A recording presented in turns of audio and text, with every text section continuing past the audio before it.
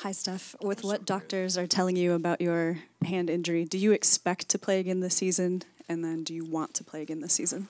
Yeah, heavy hitter right out the gate, huh? I definitely expect to be ready to play. I don't know when, but at some point in early spring, it's just a matter of the rehab process.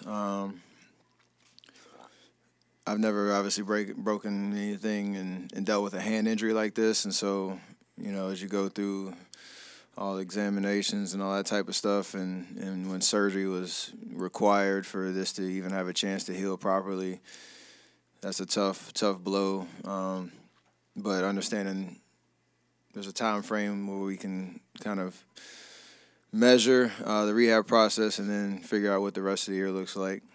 I'm excited about the potential that the rest of the season isn't lost.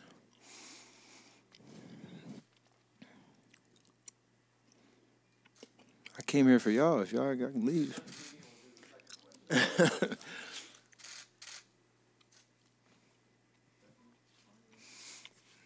Stefan, have they said, is there any damage beyond the fractured hand? I mean, any nerve possibility damage there? There's with surgery. There's always, from what I've been told, there's always potential for nerves to be irritated. I had a little bit of that. That's kind of why it took so long for the real diagnosis, because I had to do so many tests, because that was one of the symptoms when that actually happened. But with nerves, are tricky, depending on if it come back quickly or over a sustained amount of time. But and again, with surgery and swelling and all that type of stuff, it's a possibility. So something to monitor as we go through this process. And obviously, when you're dealing with hands, that's where it gets tricky in terms of your feel and all that type of stuff. So just got to be disciplined about that.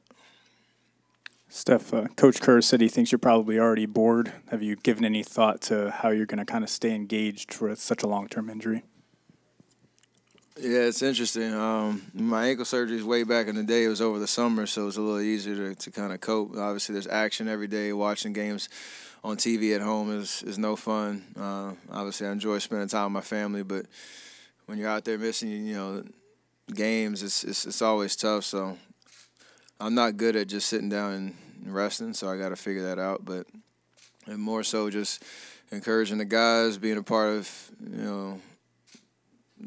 the vibe and the scene as much as I can. I won't travel as much early, but just trying to be present and help the young guys continue the mission that they're on and continue to get better every game, and giving what I can while I'm out. Yeah, stuff building on that. How do you hope to kind of pick your spots to travel, and at what point do you see that being a possibility for you? Not for a while. I have to go. Part of the rehab, I have to get a second procedure done beginning of December probably, and remove some of the pins that they put in there. So the swelling is going to be something that's be of utmost priority early in the rehab process to give me a chance to come back and get my range of motion back pretty quickly. So traveling is not in the cards right now, but I suppose hopefully when the new year hits, I'll be able to be on the road and progress quickly in terms of things that I can do on the court, in the weight room, all that type of stuff, and obviously be around the team as much as I can. Steph, what do you right here? Steph, what do you kind of make of just all the injuries compounding this season? And it was supposed to be a season where you had a lot of output. How are you reconciling all these injuries with this season? How it's gone so far? I mean, it's tough every year when you have guys go down. I don't know if it's any more than years past or the type of injuries and all that type of stuff. But it's, you obviously want to be in a league where everybody's healthy, giving their best shot every single night. And when that doesn't happen, if you're one of the ones that goes down, you got to deal with it. If you're a fan of the league, it's tough, but it is a part of the game. And, I think at some point everybody goes through a little something, whether it's a short-term or long-term injury. But for the most part, you just try to keep your head up and again, be as positive as you can in terms of how you interact with the team. And that's kind of how I'm kind of going through this process. But as a fan of the league, like I'm sitting at home watching games, you want to see the best of the best play, and it's tough when they're not available because of injuries. And I mean, the list is heavy again in terms of names, so it's tough. But we'll all be back soon. Given all the injuries and the opportunity that a lot of the younger players on the roster have, what are your thoughts on what you've seen so far, and are you ever watching for anything specific when you're watching your teammates? I mean, I just love the fight. And in terms of, I think Coach Kerr mentioned it, you're not just going to sit and just be okay with losing or whatever the narrative is. They're out there fighting every single night. And, if you keep the right mentality and perspective, it's the best thing in the world for a rookie to come in or for a young player to come in and have this opportunity to just play every night and get thrown into the fire. That's the best way to learn. It's the best way to grow. Again, the hardest thing to do is just to stay positive when things are not going your way. But you learn so much through these type of experiences. I had it when I was a rookie. We weren't playing for anything in terms of our.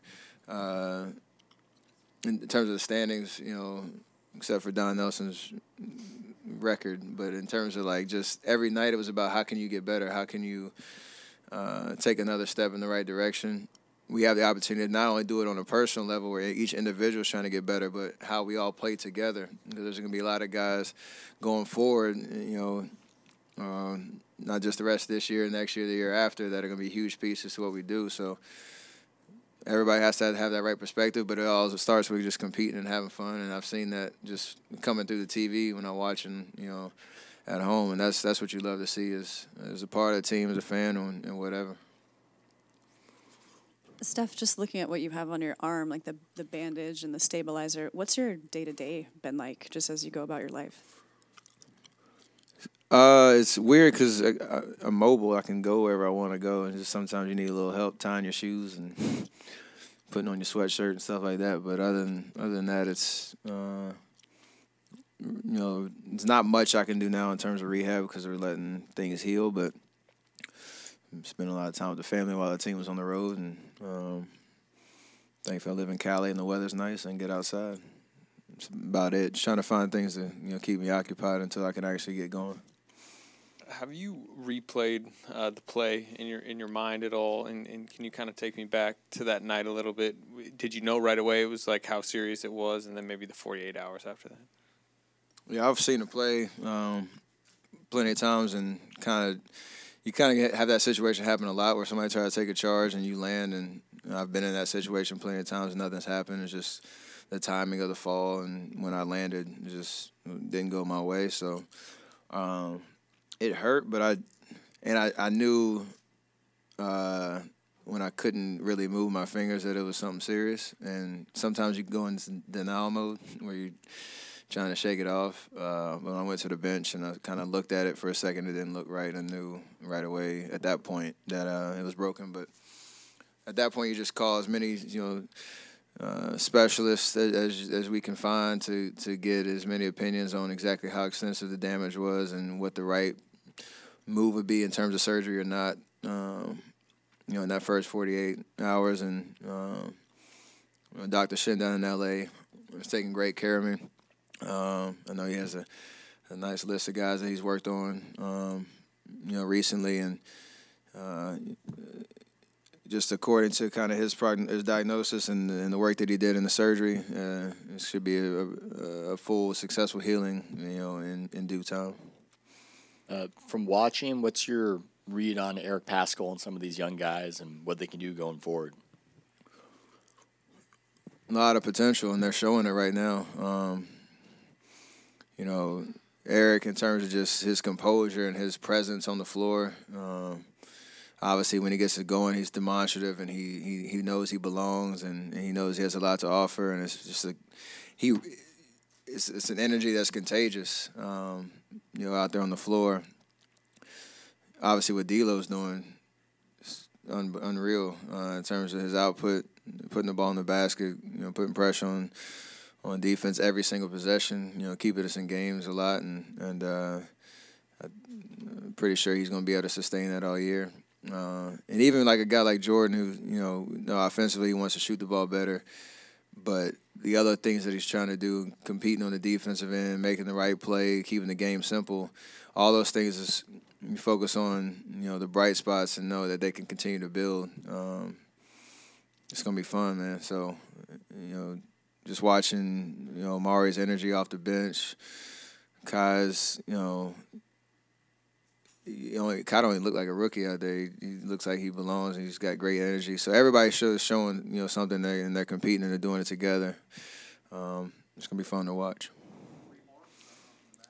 Maybe you could just repeat again. You were eyeing to return in spring, but it wasn't looking like that was the case, or could you say that again? I'm sorry, I didn't.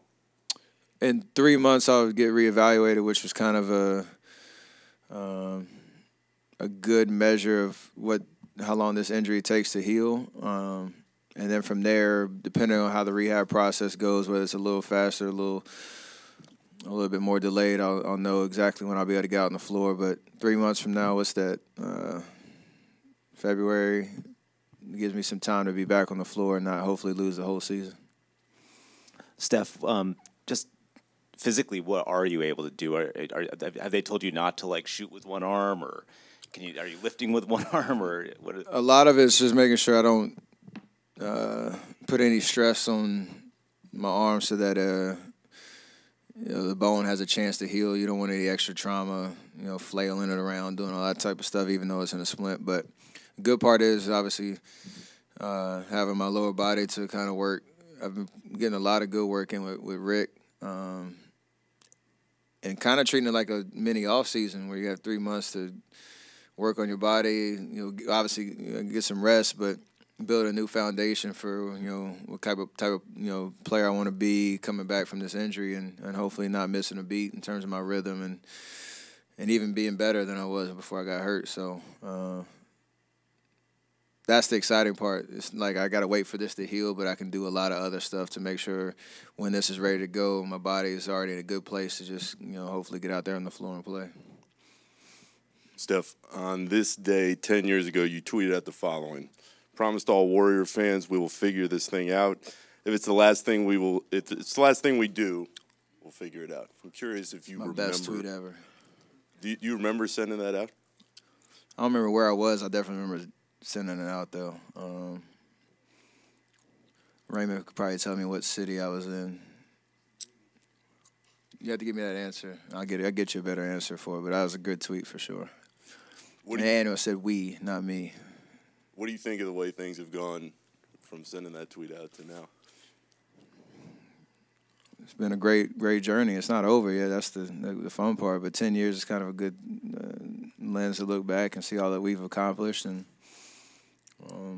it's exciting to think about me I didn't really know what I was talking about as a rookie, but I had a lot of confidence in myself and what I could do on this level, and obviously, the guys that I eventually got to play with to do it, at that high level. So, unbelievable experiences that hopefully there's more to come. Stephen, what if you and Clay are cleared to resume activity, say, last month of the season? What are the pros and cons of coming back to spend the last 4 or 6 weeks in the season? Probably mostly just to understand, the chemistry with the young guys who have gone through a lot of games and really understand what this league is about and what it's going to take to play at a high level. And you can even play around with rotations and just get a vibe of what the following season when we're all healthy looks like. I mean, it's kind of hard to talk about it much because a lot can happen in 3 months. These boys might, surprise us and go on a crazy run, and might be talking about something different. You never say never, so it's a matter of just waiting and seeing and taking it a day at a time. But when we get there, just playing basketball. I love to play basketball. I love having fun.